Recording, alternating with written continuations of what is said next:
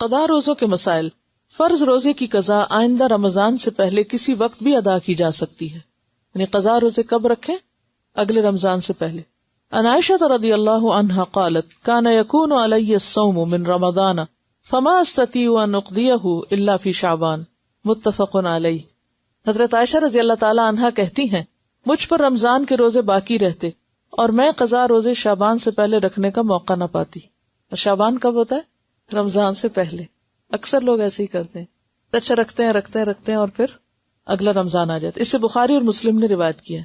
فرض روزوں کی قضا متفرق طور پر یا لگاتار دونوں طرح جائز ہے، یعنی آپ چھوڑ کے بھی رکھ سکتے ہیں اور ایٹ اسٹریچ بھی رکھ سکتے ہیں، اکٹھے بھی۔ عن عائشہ رضی اللہ عنہا قالت نزلت فعدۃ من ایام اخر متتابعات فسقطت متتابعات، رواہ الدارقطنی صحیح۔ حضرت عائشہ فرماتی ہیں روزوں کے بارے میں پہلے یہ آیت نازل ہوئی کہ قضا روزے رمضان کے علاوہ دوسرے دنوں میں مسلسل رکھے جائیں، لیکن بعد میں مسلسل روزے رکھنے کا حکم ختم ہو گیا، اسے دارقطنی نے روایت کی۔ اور اگر یہ حکم باقی رہتا، منسوخ نہ ہوتا، مشکل ہو جاتی۔ اللہ تعالیٰ کتنی آسانی کرتا ہے ہمارے لیے۔ قال ابن عباس رضی اللہ عنہما لا بأس ان يفرق لقول اللہ تعالی فعدۃ من ایام اخر، رواہ البخاری۔ حضرت عبداللہ بن عباس فرماتے ہیں قضا روزے رکھنے میں الگ الگ روزے رکھے جائیں تو کوئی حرج نہیں، کیونکہ اللہ تعالیٰ کا ارشاد ہے دوسرے دنوں میں تعداد پوری کی جائے، اسے بخاری نے روایت کیا۔ یعنی اصل مقصود کیا ہے؟ تعداد کا پورا کرنا۔ مرنے والے کے قضا روزے اس کے وارث کو رکھنے چاہیے۔ عن عائشہ رضی اللہ عنہا قالت قال رسول اللہ صلی اللہ علیہ وسلم من مات وعلیہ صیام صام عنہ ولیہ، متفق علیہ۔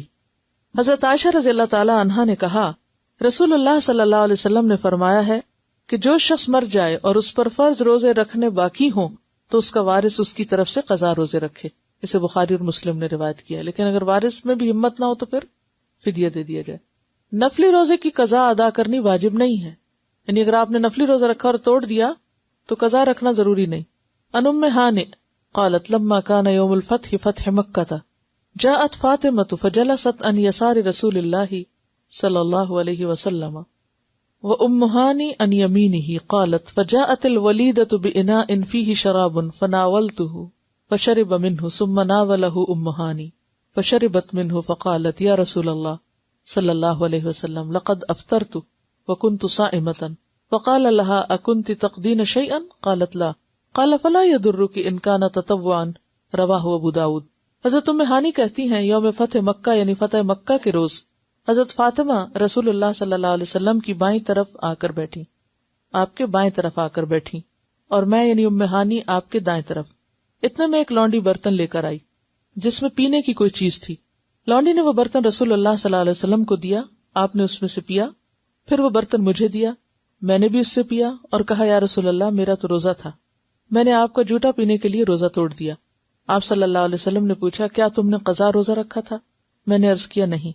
آپ نے ارشاد فرمایا اگر نفلی روزہ تھا تو کوئی حرج کی بات نہیں، یعنی کوئی حرج نہیں، اس کی قضا دینا ضروری نہیں۔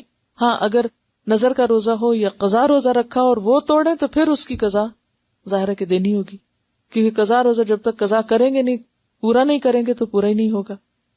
اگر کسی نے بادل کی وجہ سے روزہ قبل از وقت افطار کر لیا لیکن بعد میں یقین ہو گیا کہ سورج غروب نہیں ہوا تھا، اس صورت میں قضا واجب ہوگی۔ اسی طرح سحری کے وقت کھانا کھا لیا، بعد میں یقین ہو گیا کہ صبح صادق ہو چکی تھی، اس صورت میں بھی قضا واجب ہوگی، کفارہ نہیں۔ یعنی اگر آپ نے لیٹ سحری کھائی اور بعد میں پتا چلا او ہو یہ تو وقت گزر چکا تھا، آپ نے 6:30 کو 5:30 سمجھا، تو اس صورت میں بعد میں پھر آپ اس روزے کی قضا دیں گے۔ ان اسماء بنت ابی بکر رضی اللہ عنہما قالت افطرنا على عہد رسول اللہ صلی اللہ علیہ وسلم فی یوم غیم ثم طلعت الشمس قلت لہشام امروا بالقضاء قال بد من ذلك، رواہ ابن ماجہ۔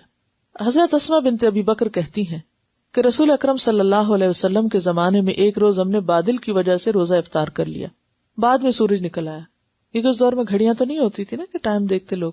حدیث کے ایک راوی اسامہ کہتے ہیں میں نے ہشام یعنی دوسرے راوی سے پوچھا کیا لوگوں کو اس وجہ سے قضا کا حکم دیا گیا تھا؟ ہشام نے جواب دیا قضا کے بغیر کوئی چارہ ہے، یعنی اور پھر کیا کہا گیا، یعنی قضا ہی کروایا گیا۔ اسے ابن ماجہ نے روایت کی۔